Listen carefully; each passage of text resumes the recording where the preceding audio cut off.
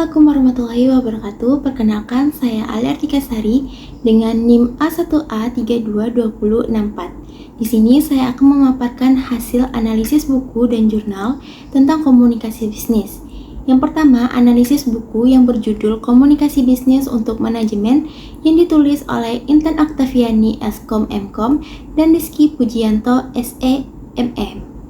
Buku komunikasi bisnis ini membahas beberapa hal yang berkaitan dengan komunikasi bisnis.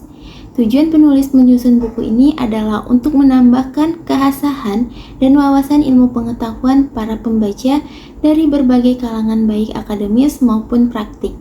Buku ini membahas beberapa bab. Bab pertama yaitu komunikasi bisnis. Bab ini menegaskan kemampuan berkomunikasi efektif merupakan keterampilan dasar yang wajib dimiliki setiap manajer agar pesan bisnis tersampaikan dengan jelas dan tidak menimbulkan kesalahpahaman. Komunikasi adalah proses saling bertukar pesan antar manusia berupa ide, pendapat, dan perasaan dengan menggunakan bahasa sebagai medianya. Terdapat alur komunikasi yaitu komunikasi ke bawah, komunikasi ke atas, komunikasi horizontal, dan komunikasi diagonal. Selanjutnya yaitu bab 2, komunikasi lintas budaya. Komunikasi antar budaya dapat diartikan sebagai komunikasi yang terjadi di antara orang-orang yang memiliki latar belakang budaya yang berbeda. Ada beberapa istilah yang sering disepadankan dengan istilah komunikasi antar budaya, di antaranya komunikasi etnik dan komunikasi internasional. Karakteristik aktivitas komunikasi antar budaya yaitu komunikasi antar budaya yang merujuk pada fenomena komunikan bahwa para partisipasi yang berbeda dalam latar belakang kultur menjalani kontak satu sama lain secara langsung ataupun tidak langsung ketika komunikasinya antar budaya yang mempersyaratkan dan berkaitan dengan kesamaan dan perbedaan kultur antara pihak yang terlibat. Karakteristik kultural dari para partisipan bukan merupakan fokus studi dari komunikasi antar budaya, melainkan proses komunikasi antar individu dengan individu dan kelompok dengan kelompok lainnya. Karakteristik sebuah aktivitas komunikasi efektif apabila terdapat persamaan makna pesan antara komunikator dan komunikan. Demikian halnya dengan komunikasi antar budaya. Akan tetapi, hal ini menjadi lebih sulit karena adanya unsur perbedaan kebudayaan antar pelaku komunikasinya. Itulah sebabnya usaha komunikasi menjalani komunikasi antar budaya dalam praktiknya bukan merupakan persoalan yang sederhana. Kemudian ada bab 3 yang menjelaskan tentang komunikasi bisnis. Komunikasi merupakan suatu informasi antar individu melalui sebuah sistem yang biasa baik dengan simbol atau kode, sinyal-sinyal maupun perilaku atau tindakan. Sedangkan definisi lain disebutkan bahwa komunikasi merupakan proses pengiriman dan penerimaan pesan. Secara umum, komunikasi dilakukan dua orang atau lebih dan proses pemindahan pesannya pun juga dapat dilakukan dengan menggunakan cara berkomunikasi yang biasa dilakukan oleh seseorang secara verbal, baik melalui lisan atau tulisan maupun bahasa nonverbal. Komponen-komponen komunikasi biasa yaitu komunikator, pesan, saluran komunikasi, dan efek. Selanjutnya yaitu bab 4 yang menjelaskan surat bisnis, di mana surat merupakan informasi tertulis yang dibuat dengan persyaratan tertentu. Dalam hal ini yang dimaksud dengan informasi tertulis ialah informasi berupa kabar atau berita seperti penawar, pesanan, panggilan, permohonan, dan sebagainya. Surat memiliki sejumlah fungsi yang melekat. Fungsi tersebut dapat berupa fungsi umum maupun fungsi khusus.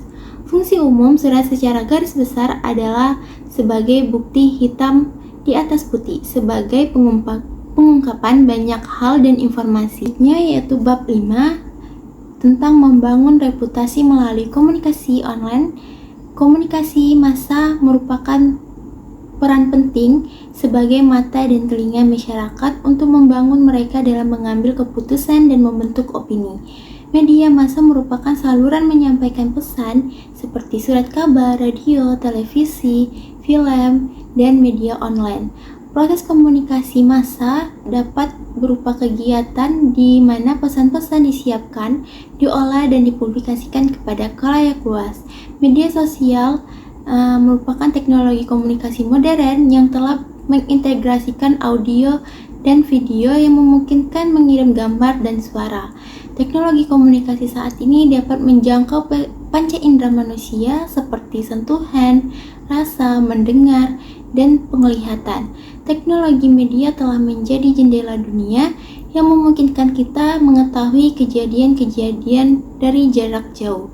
Nah, teknologi komunikasi ini telah berhasil mengintegrasikan teknologi telekomunikasi, informasi, dan multimedia. Sekian dari penjelasan analisis buku. Selanjutnya di sini saya akan menjelaskan analisis jurnal yang berjudul Manfaat Teknologi dan Administrasi Komunikasi Bisnis yang ditulis oleh Adityono Bagaskara, Rizky Mulyana, dan Teddy Kurniawan pada tahun 2024.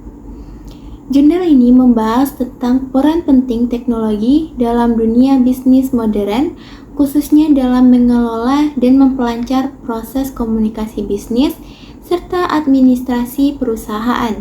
Peneliti ini dilandasi oleh perkembangan pesat teknologi informasi dan komunikasi atau TIK yang membawa perubahan besar dalam cara perusahaan beroperasi.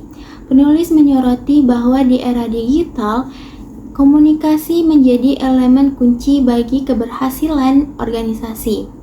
Namun, masih banyak perusahaan yang belum sepenuhnya memanfaatkan teknologi secara optimal dalam kegiatan administrasi dan komunikasi mereka. Oleh karena itu, penelitian ini bertujuan untuk mengidentifikasi bagaimana teknologi dapat dimanfaatkan secara efektif dalam meningkatkan efisiensi dan daya saing bisnis. Penelitian ini menemukan bahwa teknologi memiliki peran yang sangat besar dalam mendukung manajemen komunikasi bisnis. Teknologi tidak hanya berfungsi sebagai alat komunikasi, tetapi juga sebagai sistem yang membantu pengambilan keputusan dan kolaborasi. Beberapa bentuk penerapan teknologi yang dibahas dalam jurnal ini antara lain kolaborasi global, ekspansif pasar, otomatisasi proses bisnis, inovasi berbasis teknologi, peningkatan layanan pelanggan, kemampuan adaptasi, dan fleksibilitas. Perusahaan dapat meningkatkan produktivitas, mempercepat penyebaran informasi, memperluas jangkauan komunikasi, serta memperkuat hubungan dengan pelanggan dan mitra bisnis. Selain itu, teknologi juga membantu menciptakan lingkungan kerja yang lebih efisiensi, inovatif, dan kompetitif. Kesimpulan jurnal ini menegaskan bahwa integrasi teknologi dalam administrasi komunikasi bisnis bukan lagi pilihan, tetapi keharusan di era digital. Dengan menerapkan teknologi secara tepat, perusahaan dapat meningkatkan efektivitas komunikasi internal, memperkuat strategi pemasaran eksternal, dan membangun reputasi yang lebih baik di mata publik. Sekian dari pemaparan analisis buku dan jurnal. Saya ucapkan terima kasih. Wassalamualaikum warahmatullahi wabarakatuh.